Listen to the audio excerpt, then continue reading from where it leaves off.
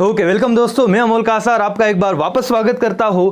आज के इस सेशन में हम लोग इकोनॉमिक्स का chapter wise weightage plus paper pattern क्या होने वाला है वो डिस्कस करने वाले हैं। यस, बहुत सारे बच्चों के दिमाग में ये सवाल होता है क्योंकि न्यू पैटर्न है, उसके हिसाब से सर सबसे पहले तो हमें ये बता दीजिए कि हर चैप्टर कितने मार्क्स का वेटेज लेके आने वाला है। बहुत बच्चे ये सोच सकते हैं कि कौन सा चैप्टर ऑप्शन को डालने वाला है, सही ना। तो दोस्तों आपको अपनी स्ट्रैटेजी बनाने के लिए वैसे तो हमें पढ़ना सब चाहिए, लेकिन फिर भी किस हिसाब से पढ़ने के लिए, मतलब अगर कोई चैप्टर बहुत ही ज़्यादा डिफिकल्ट जा रहा है तो प्रायोरिटी सेट करने के लिए भी ये लेक्चर आपको बहुत हेल्पफुल होगा करके। तो मेरे भाई और बहनों, ये जो आपको स्क्रीन पे दिख रहा है ये जो हमारे बोर्ड ने, right, the Maharashtra state board of secondary and higher education Pune, right, हमको ये वेटेज दिया हुआ है और ऑफिशियल है, राइट। तो कोई टेंशन रखने मतलब दिमाग में मत रखो, ये जो है वो कंफर्म न्यूज़ है करके। दोस्तों पहले मैं चैप्टर वाइज बता दूं आपको, यहाँ पे नीचे डिस्क्रिप्शन बॉक्स में इसका लिंक भी मिल जाएगा पीडीएफ का। वैसे तो कोई ज़रूरत नहीं, आप देख लीजिए फटाफट, कुछ डिस्कशन में कर रहा हूँ। दूसरा तो ये कि इन्होंने आपके प्रीलिम्स का, यूनिट टेस्ट का और मेन एग्जाम का पेपर पैटर्न डिस्कस किया हुआ है। जितना मुझे ज़रूरी लग रहा है, पहले मैं आपको चैप्टर वाइज मार्क्स बताऊंगा और बाद में सीधा प्रीलिम्स और मेन एग्जाम में क्या पैटर्न होने वाला है उस पर मैं डिस्कस करने वाला हूँ।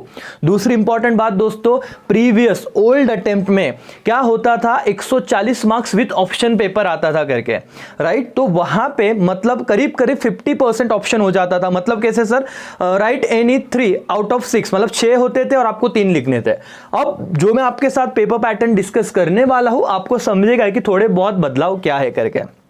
ओके दोस्तों, तो सबसे पहले मैं आपके साथ पहले 5 चैप्टर की बात करता हूं, ध्यान दीजिएगा सर और मैडम। जो पहला चैप्टर है इंट्रोडक्शन, 7 मार्क्स और 10 मार्क्स विथ ऑप्शन, मतलब पूरे पेपर में आपको ये 10 मार्क्स को दिखने ही दिखने वाला है और नेट कम से कम 7 मार्क्स तो आएंगे ही आएंगे। मतलब ये चैप्टर अगर किसी ने छोड़ा 7 मार्क्स गए, समझ लो। Okay sir. दूसरा यूटिलिटी, सबसे इजी चैप्टर है। लॉ ऑफ डीएमयू, इसमें एक क्वेश्चन है जो बहुत ही अच्छा है करके, इंपॉर्टेंट है दोस्तों। 7 marks without any option, with option again 10 marks. Okay, तो 7 से 10 के बीच में ये चैप्टर रहेगा। Demand analysis and elasticity of demand, 3A and 3B, मैंने आपको कहा था बहुत ही इंपॉर्टेंट है करना करके। ओल्ड सिलेबस में कम से कम 25 से 30 मार्क के लिए आता था। आप अगर नोटिस करोगे तो विदाउट एनी ऑप्शन आपको 8 मार्क्स के लिए और विथ ऑप्शन 12 मार्क्स, दोनों चैप्टर का सेम लॉजिक चल रहा है। तो कंबाइन विथ ऑप्शन की बात करूं तो 3A और 3B 24 मार्क्स का हो जाता है। और मेरे दोस्तों आपके पेपर पैटर्न में लास्ट क्वेश्चन, मतलब 2 क्वेश्चन 16, मतलब ईच 8 मार्क्स, तो 16 मार्क्स का क्वेश्चन है एक, जिसमें आपको 2 क्वेश्चन अटेम्प्ट करने 3 में से। बिलीव मी, मेरे पे भरोसा रखिए, 8 मार्क का एक क्वेश्चन 3A नहीं तो 3B में से कंपलसरी आने ही वाला है। तो इसमें लॉ ऑफ डिमांड आपको बहुत अच्छे से करके रखना है करके, टाइप्स ऑफ प्राइस इलास्टिसिटी अच्छे से करो करके, राइट। और भी बहुत क्वेश्चन है, पूरा तो आपको पढ़ना ही है, राइट दोस्तों। तो ये 2 चैप्टर की मैंने बात की। चौथा चैप्टर है supply analysis, again minimum 7 maximum 10 marks. And 5th chapter is forms of market, जिसमें मैंने आपको कहा था कि चैप्टर 1 से लेकर, अगर आप दिमाग लॉजिकल पढ़ते हो इकोनॉमिक्स, तो कंज्यूमर का बिहेवियर बताया, प्रोड्यूसर का बिहेवियर बताया। अब कंज्यूमर और प्रोड्यूसर कहां पे मिलेंगे सर, वो एक मार्केट में मिलेंगे। तो फॉर्म्स ऑफ मार्केट जो माइक्रो वाला जो पार्ट था, ये उन्होंने मिनिमम 7 मैक्सिमम 10। तो दोस्तों पहले 5 चैप्टर तक अगर मैं बात करूं, 50% सिलेबस ओनली। कितने मार्क्स होते हैं विथ ऑप्शन की बात कर रहा हूं मैं, 10 20 30 40 50 60 64 मार्क्स की पढ़ाई आपकी हो जाती है विथ ऑप्शन। अगर मैं ए से चैप्टर 1 से लेकर चैप्टर 5 तक करूं, देखो इसीलिए स्टार्टिंग के जितने भी चैप्टर है माइक्रो के, बहुत अच्छे से उसे करना है करके दोस्तों, राइट। अब मैं जाता हूं चैप्टर नंबर 6 पे, ये विथ ऑप्शन 64 का, right. Okay sir, chapter 6 index number 8 marks का है चैप्टर, वो विथ ऑप्शन आ जाएगा 11 marks. National income 8 marks with option 12 marks. Public finance in India 8 marks with option 12 marks. तो दोस्तों ये 2 चैप्टर कॉम्बिनेशन में बहुत सही जाएंगे, चैप्टर नंबर 7 चैप्टर नंबर 8, क्योंकि इसका वेटेज जो हो जाता है अगेन 24 मार्क्स का इनका वेटेज हो जाता है विथ ऑप्शन कहो तो। समझ में आ रहा है। लेकिन नेशनल इनकम बहुत सिंपल है, ज़्यादा इसमें टेंशन नहीं, इजीली लर्न होने वाला चैप्टर है अगर आपने प्रॉपर समझ के पढ़ा तो।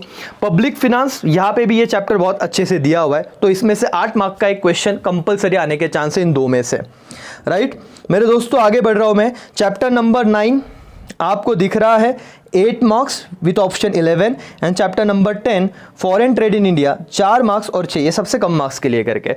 सो पहले 5 अगर कर लूँ तो मेरे इंपॉर्टेंट कितने 4 चैप्टर होते जो मुझे ज़्यादा अच्छे से करना है। तो विदाउट ऑप्शन 80 मार्क्स का पेपर है, आपको तो पता ही है 80 मार्क्स के लिए राइटिंग आने वाला है, 20 मार्क्स आपको कॉलेज में से देने वाले इंटरनल, और विथ ऑप्शन 116 मार्क्स का पेपर रहेगा। ऑप्शन बहुत है करके आपको, लेकिन एनीवेज आपके सामने ये पेपर पैटर्न डिस्कस हो गया।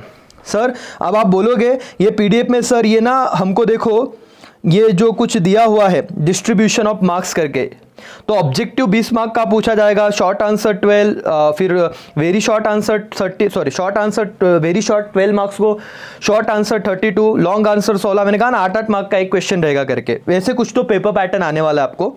सो आप देखना, ये तो छोड़ दो क्या है टर्मिनल्स, प्रीलिम्स और ये 3 बातें दी है, तो मुझे नहीं लगता है कॉलेज की बात है। 50 मार्क का टर्मिनल पेपर आएगा, प्रीलिम्स का 80 मार्क्स का पेपर आएगा, और टाइम कितना अलॉट किया है वो दिया है, बट एनीवे छोड़ दो ये वाली बात, हम आगे बढ़ते हैं।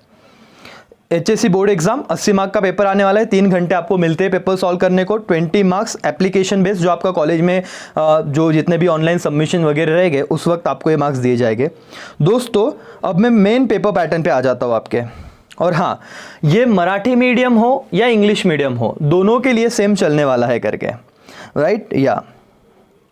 तो सर एंड मैडम यहाँ पे मैं आ रहा हूँ आपके मेन पेपर पैटर्न पे।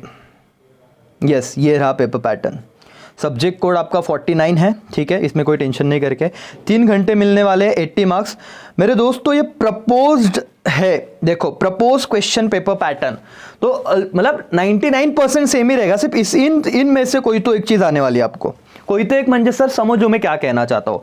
From the following types of sub question any 4 will be asked, मतलब sir choose the correct option हो सकता है, कंप्लीट द कोरिलेशन हो सकता है। देखो अभी आप एक्सरसाइज अगर करोगे ना, इन शॉर्ट आपको एक बात कहूं, एक्सरसाइज में जितने भी ऑब्जेक्टिव दिए ना वो सब अच्छे से कर लो। अब क्योंकि ना ऐसे नहीं है कि भाई देखो find odd word out, complete the following statement, choose wrong pair, assertion, reasoning question, identify right group of the pair from the given option. अभी असर्शन एंड रीजनिंग वाले में बहुत बार डाउट आ रहा है बच्चों को, बट क्या है कि इन 8 में से कोई भी 4 चीज आपको पूछ सकते हैं एग्जाम में। समझ में आ रहा है क्या आपको? और हर 5-5 मार्क के रहेगा, और 5 मार्क्स का रहेगा। और क्या है from the following types of sub question any 4 will be asked, तो ये 4 कोई भी 4 पूछा जा सकता है। तो सर हमें क्या करना है, हमारा काम देखो वैसे भी ऑब्जेक्टिव है, ज्यादा टाइम नहीं लगता इन चीज को करने, क्योंकि रटना नहीं बहुत सारा। तो जितने भी एक्सरसाइज चैप्टर के नीचे पॉइंट दिए गए हैं वो आपको अच्छे से करने हैं। समझा everyone? Yes sir. Okay, question 2 आपका जो चालू हो जाता है, ध्यान से दोस्तों, क्वेश्चन 2 में पार्ट ए और पार्ट बी है, तो लिखते वक्त भी प्रॉपर लिखना पेपर में। 2A में आपको आ रहा है identify and explain the concept, ये नया पॉइंट कुछ आया इस साल से, प्रॉपर समझिएगा उसे, कैसे उसको लिखना है, कंसेप्ट को आइडेंटिफाई करके। पिछले अटेम्प्ट में, पिछले एग्जाम में नहीं था करके ये, तो आप अगर कोई ओल्ड पेपर देख रहे हो तो ध्यान से, राइट।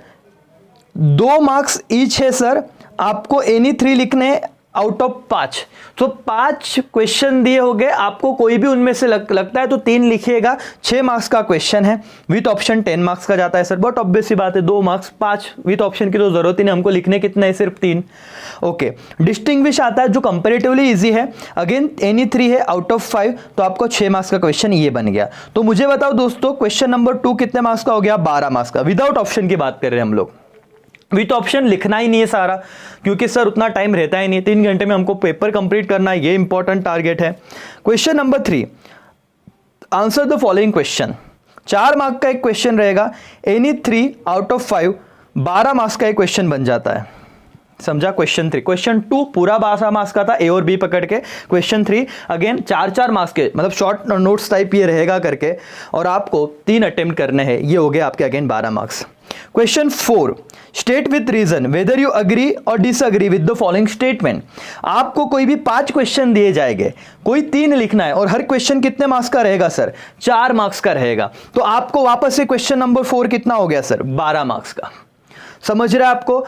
शॉर्ट नोट्स वाला जो क्वेश्चन था ऊपर वो वाला हमने देखा, 4 मार्क्स का 3 लिखना था, अग्री डिसअग्री भी सिंपल होता है, 3 लिखने हैं। 4 मार्क्स का एक 5 ऑप्शन है, आपको 5 में से कोई भी मतलब 1 2 3 4 5 आपको लगता है 5th आ रहा है 5th लिखिए, 3rd आ रहा है 3rd लिखिए, 1st आ रहा है 1st लिखिए, 1 3rd 5th डिपेंड कि आपको कौन से चैप्टर में से वो क्वेश्चन पूछे, कौन से चैप्टर आपने अच्छे से किया और कितना आपको लिखते आएगा। Yes sir. Question number 5th होगा, study the following table, figure, passage and answer the question given below. मेरे भाई और मेरी बहनों, 3 में से कोई भी 2 लिखने और 4 मार्क्स के लिए ये इंपॉर्टेंट मार्क करो क्योंकि नया पैटर्न है ये। ओल्ड पेपर में आपको ये नहीं मिलेगा क्वेश्चन, आपके अटेम्प्ट से ये पूछा जाने वाला है। Study the following table, figures, passage and answer the question given below it. आपको जो टेबल दे दिया जाएगा, सर ये कैसे समझेगा हमको, आपके एक्सरसाइज में दिया हुआ है। आपको अगर नोट सेंड किए गए होंगे या डाइजेस्ट आपके पास होगा तो वहां पे इसको आंसर कैसे लिखना है आपको डेफिनेटली वो तो पता चल ही जाएगा करके। नाउ लास्ट क्वेश्चन है जो बहुत ही इंपॉर्टेंट है, तो ये भी कितने मार्क्स का हो गया सर, 8 मार्क्स का क्वेश्चन हो गया, 4 मार्क्स के 2 ही लिखने आपको। और मेरे दोस्तों, मेरे भाइयों और बहनों, सबसे इंपॉर्टेंट सवाल होता है 12th बोर्ड का क्वेश्चन नंबर 6, क्योंकि 16 मार्क्स का क्वेश्चन है, 3 में से कोई भी 2 लिखने। तो आप अभी आपके पास एक ही ऑप्शन है, एक ही ऑप्शन में डाल सकते हो, 2 तो लिखने ही है। पहले ओल्ड में वो 4 में से 2 लिखने होते थे, तो ये थोड़ा नाइंसाफी लगता है, बाकी तो कुछ नहीं सर। और मैंने कहा 3A 3 भी अच्छे से करो, एक तो डेफिनेटली वहां से होगा, और नेशनल इनकम वाला चैप्टर अच्छे से करो, एक वहां से आ जाएगा। तो ये 16 मार्क्स ना बहुत इंपॉर्टेंट है, बहुत मायने रखते हैं, राइट दोस्तों। तो ये क्वेश्चन नंबर 6 16 मार्क्स का है और आपको ब्रीफ आंसर इन डिटेल लिखना है। 16 मार्क्स के लिए कम से कम 15 पॉइंट, मतलब ईच क्वेश्चन 8 मार्क्स के लिए आपको 13 से 14 पॉइंट लिखने ही होंगे मिनिमम, मैक्सिमम जितना आ रहा है अच्छी बातें करके।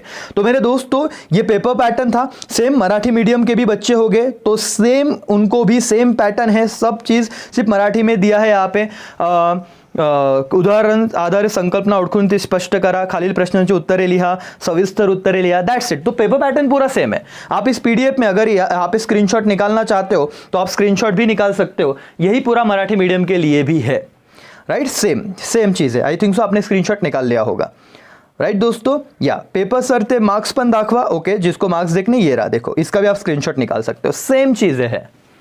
Now you can take screenshot, okay. So Marathi medium हो, इंग्लिश मीडियम हो, आपको सब्जेक्ट वाइज मतलब इकोनॉमिक्स का चैप्टर वाइज एनालिसिस मैंने बताया बोर्ड के हिसाब से।